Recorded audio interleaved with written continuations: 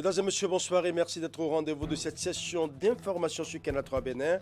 Au sommaire de ce journal, les acteurs impliqués dans la mise en œuvre du projet Access dans les départements de la Takora, du Borgou, de la Liborie et de la Donga participent depuis ce lundi à l'atelier régional de clôture du projet.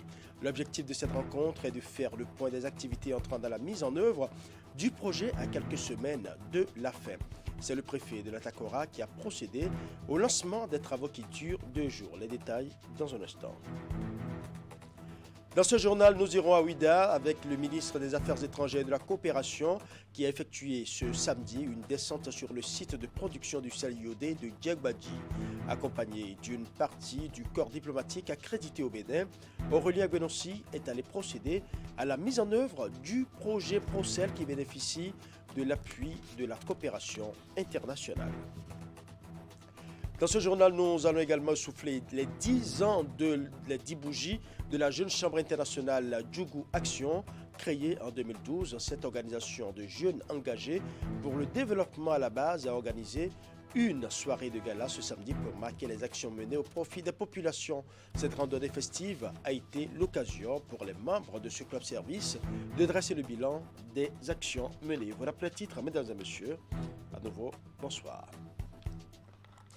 Les acteurs impliqués dans la mise en œuvre du projet Access dans les départements de la Takora, du Borgou, de la Liborie et de la Donga participent depuis ce lundi à l'atelier régional de clôture du projet. L'objectif de cette rencontre est de faire le point des activités entrant dans la mise en œuvre du projet à quelques semaines de sa clôture. C'est le préfet de la Takora qui a procédé au lancement des travaux qui durent 2 jours. Nous allons suivre.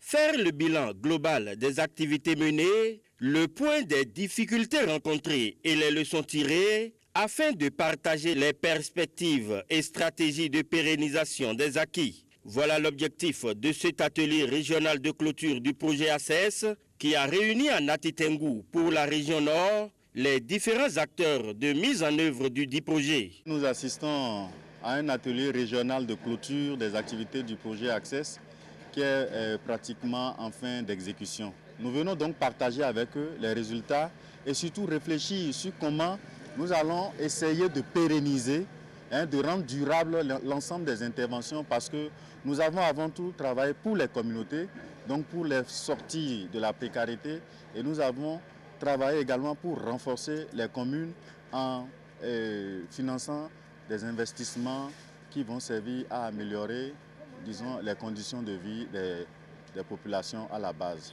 Ils sont donc venus du Borgou, de la Liborie, de la Donga et de la Takora à ce premier atelier régional qui fait suite à celui national tenu à Boïcon. L'autorité départementale qui a procédé au lancement des travaux s'est réjouie des résultats obtenus dans les départements concernés. À la veille de clôture du projet, les signaux sont au vert.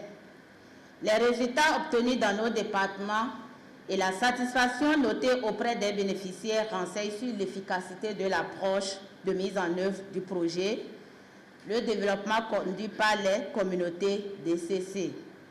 Cette approche est pour moi un puissant moteur de propulsion de développement de nos communautés. À l'heure du bilan, j'ai la certitude que les statistiques qui nous seront présentées dans un instant comme les attentes du gouvernement et de son partenaire, la Banque mondiale. Pour les acteurs de mise en œuvre du projet ACS, les objectifs ont été atteints. L'objectif est atteint et à presque 100%, je dirais, parce que toutes les réalisations qui étaient prévues, nous les avons faites. Tous les indicateurs de performance qui nous étaient assignés, nous les avons remplis, tous à 100%, sans exception. Et le financement qui nous a été remis, nous sommes pratiquement en train de le boucler.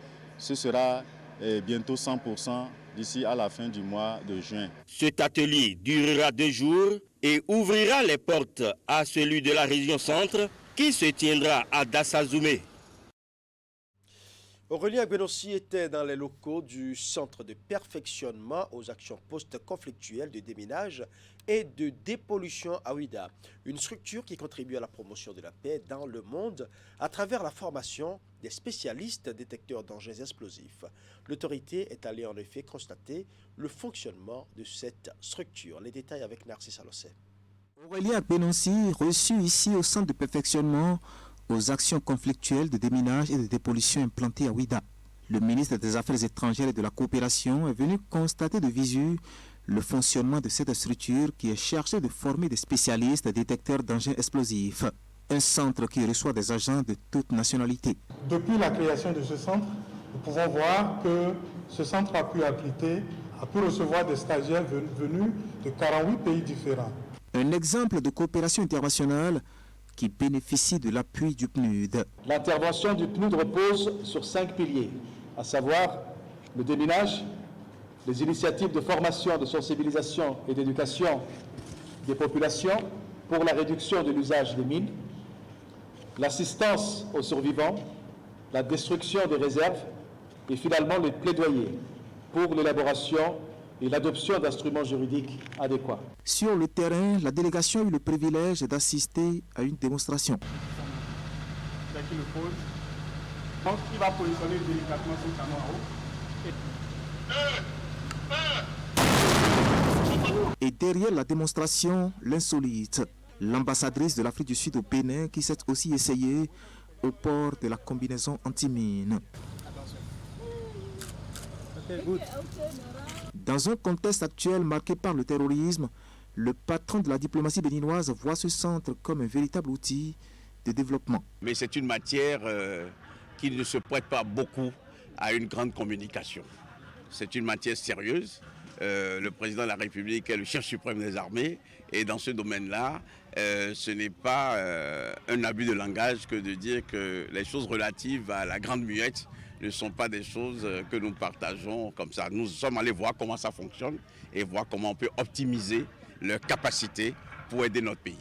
Les membres de la délégation ont enfin apprécié le fonctionnement du CPADD à travers une visite guidée dans tous ses compartiments.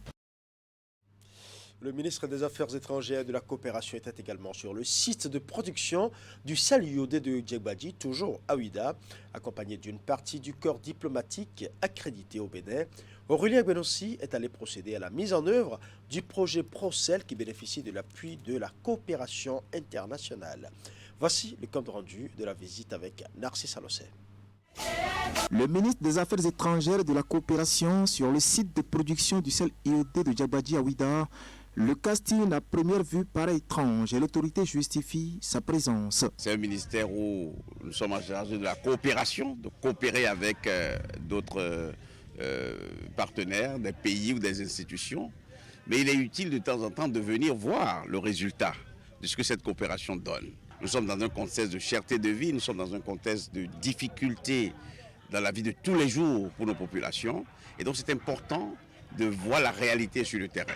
Voir la réalité sur le terrain, surtout au contact d'un projet qui bénéficie de l'appui de la coopération internationale porté par les ambassades du Brésil, de l'Inde et de l'Afrique du Sud, mais aussi le programme des Nations Unies pour le développement. C'est un projet phare auquel on croit profondément. Je crois que beaucoup de gens l'ont rêvé, depuis le chef de l'État jusqu'à les techniciens du ministère ou de PNUD que vous voyez là. Tout le monde veut vraiment la réussite de ce projet pour que la vie de nos mamans puisse changer. Et peut-être aussi quelques mois, vous allez retrouver le sel de Djegbadji partout dans les supermarchés. Je crois que c'est ça l'objectif, en tout cas auquel on croit beaucoup. Un objectif qui, une fois atteint, permettra aux acteurs de ce métier de sortir de la précarité. Depuis des millénaires, le sel est produit ici de manière très artisanale, je peux même dire archaïque. Aujourd'hui, il va falloir moderniser cela tout en préservant le côté, disons, traditionnel. Donc j'ai été très heureux de revenir ou de venir à Djegbadji, écouter ces femmes, voir les transformations que la coopération peut avoir sur leur vie de tous les jours. Et ici, les transformations sont déjà visibles avec l'installation des plateaux techniques modernes qui dispensent à ces femmes productrices du sel iodé des efforts physiques déployés par le passé. Parlons à présent du lancement officiel de la phase de consultation nationale de l'initiative de formulation des 100 questions de recherche actuelles et critiques sur la sécurité alimentaire et la nutrition au Bénin. Elle consiste en une étape importante dans l'initiative mise en œuvre dans le centre ACED qui a pour finalité l'élaboration d'un agenda de recherche spécifique sur la sécurité alimentaire et la nutrition au Bénin.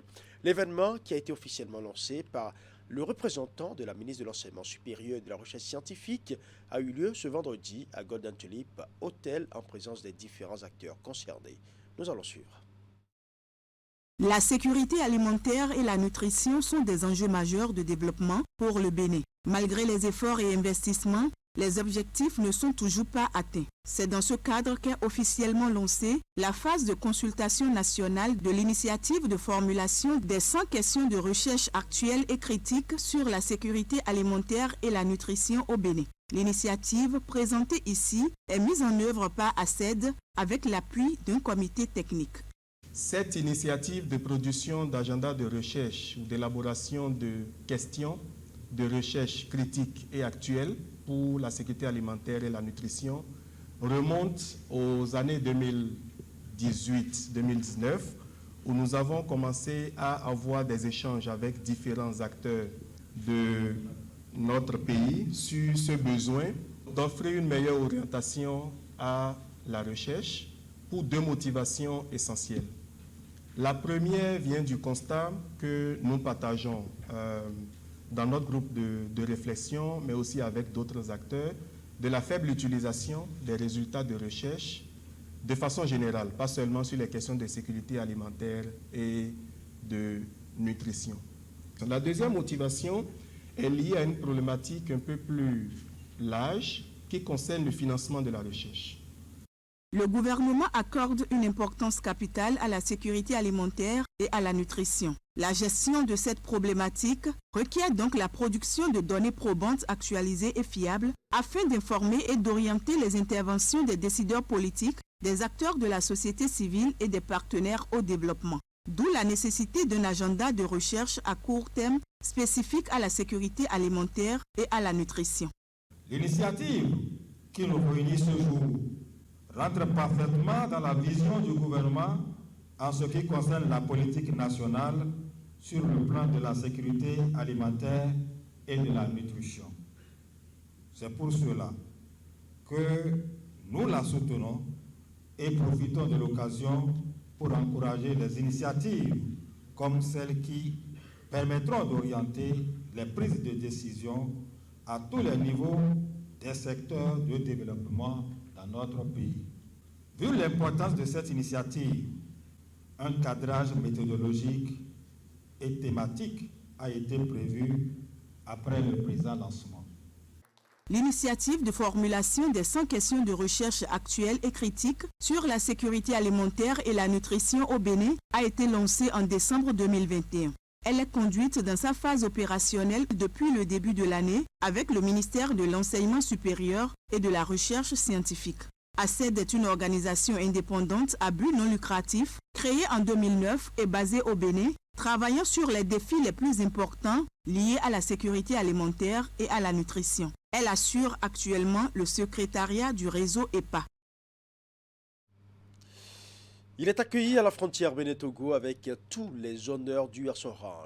Je parle du Rotarien du district 9110, David Adeyandjou, dans son initiative de parcourir une distance de 12 000 km à moto de Londres à Lagos pour sensibiliser sur l'éradication de la poliomyélite. Il a été reçu ce samedi par ses amis du district 9102. Retour ici sur les temps forts, sur des échanges menés avec cet homme qui marque à sa manière l'histoire de sa génération. David Kunle Adeyandjou est membre du Rotary Club International District 9110. Il est ici accueilli à la frontière Bénin-Togo par ses amis du District 9102 qui le soutiennent dans son parcours à moto de 12 000 km de Londres à Lagos. L'initiative s'inscrit dans le cadre de la campagne d'éradication de la poliomyélite. Ça m'a pris 1 an pour planifier ce voyage-là. Et dans cette planification, j'ai lu des rapports officiels de la CIA, des documentations, de rapports de renseignements sur les différents pays. Et je peux vous dire, la plupart des choses que je lisais, c'était quoi? Les Africains sont téméraires, ils sont des combattants, des va-t-en-guerre. Ce que j'ai appris, moi, par mon expérience, mon parcours personnel dans ce voyage-là, c'est que les Africains ont bon cœur, sont accueillants, sont hospitaliers et sont sincèrement amicaux. Il faut noter qu'au cours des 3 à 4 dernières années, les cas de poliovirus sauvage qui sont identifiés à travers le monde sont en déclin. En 2019, par exemple, on avait 176 cas. En 2020, 140 cas. En 2021, nous avons 6 cas. En 2022, situation arrêtée au 24 mai, nous avons que 5 cas. L'éradication de la poliomyélite est l'une des visions chères au Rotary International. Le district 9102, quant à lui, porte également main forte à ce rêve à travers plusieurs actions. Il s'agit notamment des marches contre la polio, des séances de sensibilisation et d'immunisation et bien d'autres. Le district 9102 a soutenu le fonds Polio Plus par des dons du fonds spécifique de district et des dons des clubs à hauteur de 49 370 $ à ce jour. Cela représente 108,30% de nos objectifs révisés de 112 262 $ que nous nous sommes imposés au début de l'année rotarienne 2021-2022. Grâce au partenariat du district 9102 avec l'Association des motards du Bénin, David Kounlé Adéandjou est reçu avec tous les honneurs. Je voudrais très sincèrement lui dire merci parce qu'il a permis à travers ce périple d'exprimer vraiment ce que nous sommes, de montrer ce qu'un motard est. Merci à lui. Après cette séance d'échange, David Kounlé Adéandjou va poursuivre son parcours. L'État de Lagos au Nigeria est sa destination finale. Alors à présent dans le département de la Donga et plus précisément dans la commune de Djougou pour célébrer les 10 années d'existence de la Jeune Chambre internationale Djougou Action. Créée en 2012, cette organisation de jeunes engagés pour le développement à la base a organisé une soirée de gala ce samedi pour marquer les actions menées. Cette randonnée festive a été l'occasion pour les membres de ce club service de dresser le bilan du service rendu aux populations. Reportage.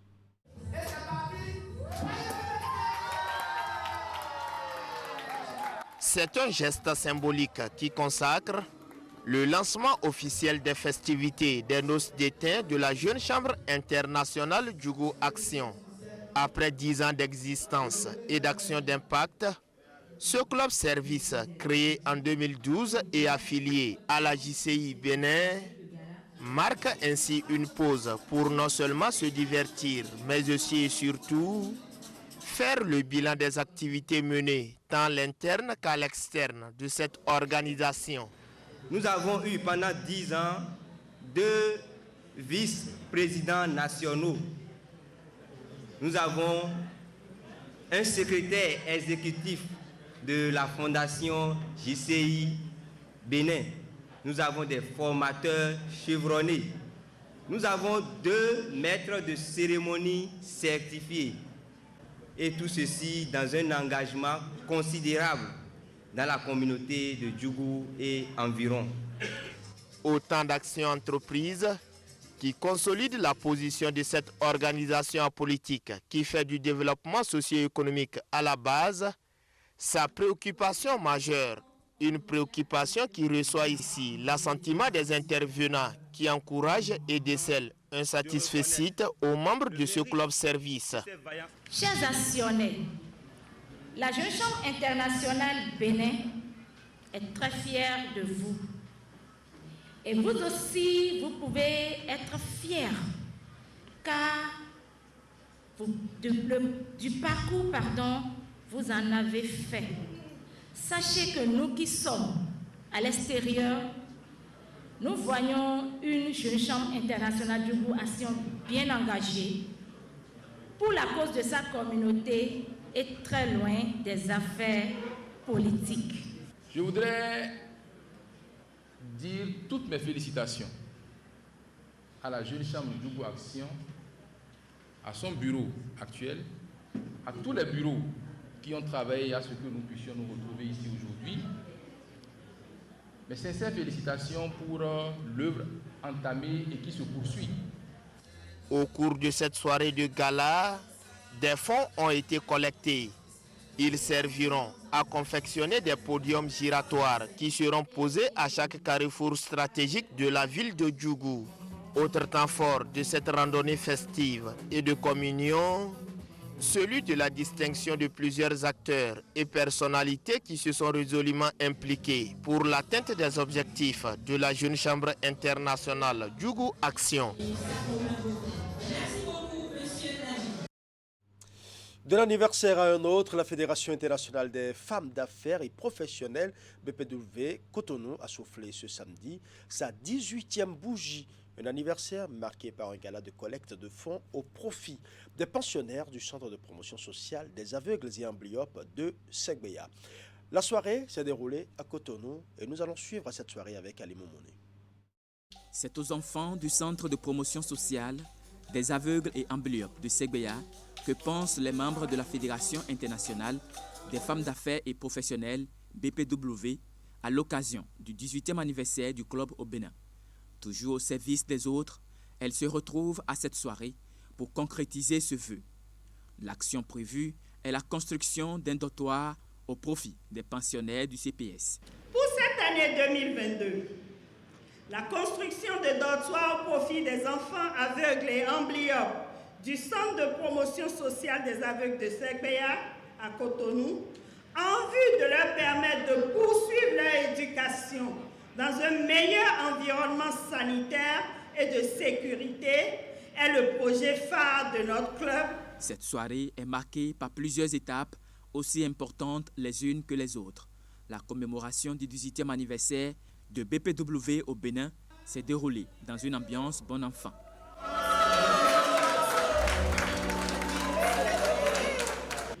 Si BPW était une jeune fille qui devait se marier, elle est prête.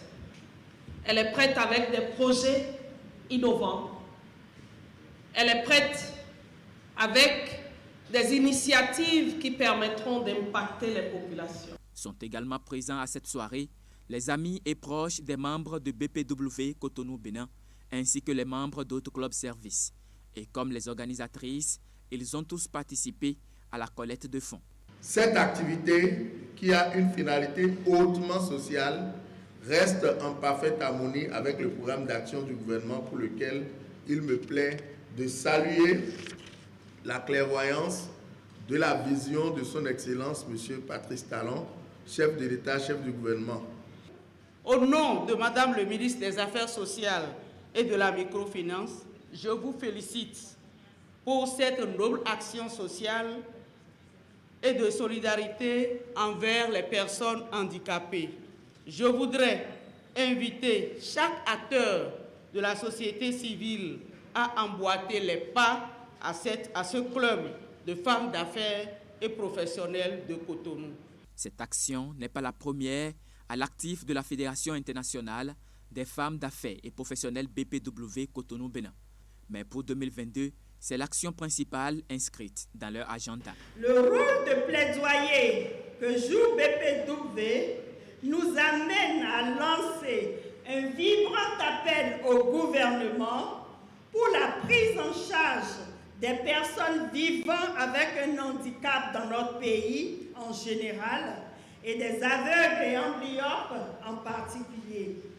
Pour la collecte de fonds, ce magnifique tableau réalisé par BPW Cotonou Bénin est vendu à plus d'1 million de francs CFA, plus des dons en nature. La campagne est ainsi ouverte pour doter le Centre de promotion sociale des aveugles et amblyopes de Segbeya d'un nouveau dortoir. Parlons à présent de l'ONG Matayara qui célèbre les mamans autrement à l'occasion de la fête des mères. C'est à travers la première édition de l'initiative Célèbre Elle qui s'est déroulée ce samedi à l'hôtel Le Méditerranée à Cotonou. Pour l'occasion, 8 femmes de différentes catégories socio-professionnelles ont été sélectionnées par cette organisation non gouvernementale pour être célébrées de la plus belle manière durant 2 jours. Retour sur les temps forts de cette célébration pleine d'émotions avec Oulia Tsanoussi et Teddy Goudalo. Elles sont au total 8 femmes choisies par l'ONG Matayara, entendez femmes-enfants, pour être célébrées de la plus belle manière. C'est à travers la première édition de l'initiative Célébrelle. Chaque année, à l'occasion de la fête des mères, des catégories de femmes sont parfois mises de côté à dessein ou involontairement. Des femmes pourtant mères de plusieurs enfants tout au long de leur vie. Des femmes qui pourtant donnent tellement d'amour autour d'elles, mais qui n'ont pas forcément quelqu'un pour leur dire « bonne fête maman ». Cette citation de l'écrivain et poète Christian Bobin, que j'emprunterai volontiers ici, exprime très bien notre idée en mettant sur pied ce projet.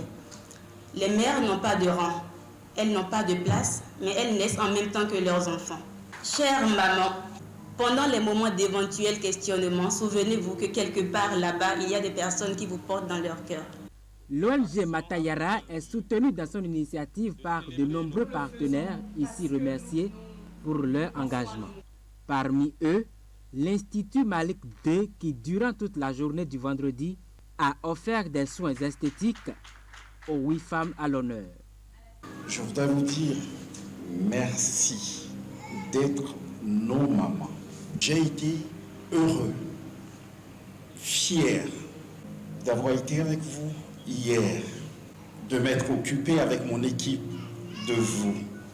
Nous serons toujours à vos côtés. Nous allons continuer toujours par vous célébrer. C'est une initiative qui mérite quand même d'être soutenue parce que cette initiative célèbre des femmes, celles qui véritablement méritent d'être célébrées tous les jours, celles qui ont besoin de notre amour, de notre soutien, de notre accompagnement. L'instant témoignage retiendra toutes les attentions au cours de cette célébration. Tour à tour, chacune des 8 mamans a félicité et remercié l'ONG Matayara pour son initiative. Elles sont appuyées par des personnes très proches d'elles, invitées pour l'occasion. L'émotion très forte se lisait sur tous les visages. Par ailleurs, une communication sur la femme et la gestion du deuil d'un enfant a été animée par Maître Huguette Bokpayankaja, un thème évocateur de la situation vécue par la plupart de ces femmes. Je voudrais aujourd'hui qu'on change l'acception que nous avons d'une maman pour reconnaître que vous êtes, sans le réaliser, la mère de toutes les personnes que vous nourrissez, tous les jours ou occasionnellement. Je voudrais célébrer les femmes que vous êtes. On ne peut pas célébrer une maman sans avoir au préalable célébré une femme. La célébration des mères par l'ONG Matayara a été également marquée par diverses prestations artistiques.